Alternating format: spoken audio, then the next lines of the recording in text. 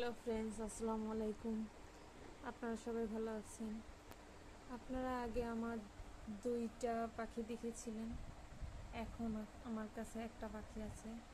আমি যেই ভুলটা করেছি আপনারা কেউ কখনো এরকম ভুল করবেন না। আমি এই দুইটা পাখি অনেক ছোট থাকতেই এনেছিলাম, তো অনেক যত্ন করেই পালন করতেছিলাম, কিন্তু আমি ভেবেছিলাম ওরা আমার কাছ থেকে কোথাও যাবে না।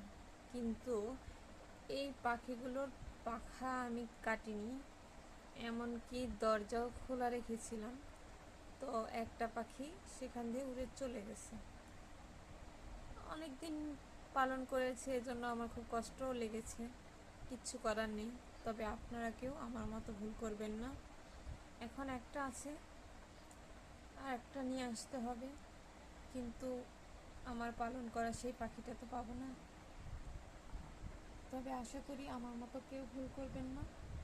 অবশ্যই ঘরে দরজা জানালা বন্ধ করে রাখবেন, কারণ ও আমাকে খুঁজছিল বাইরে গিয়ে, কিন্তু অনেকবার ওড়ার পরও, অনেক ডাকার পরও আমাকে খুঁজে পায়নি।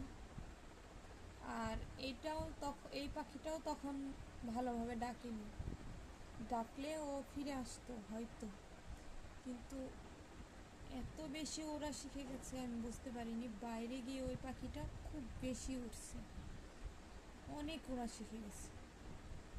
তো আমার মতো ভুল কেউ করবেন না। অবশ্যই রুমের দরজা জানলা বন্ধ রাখবেন। ওদেরকে খাঁচায় রাখলে খাঁচার দরজা বন্ধ রাখবেন।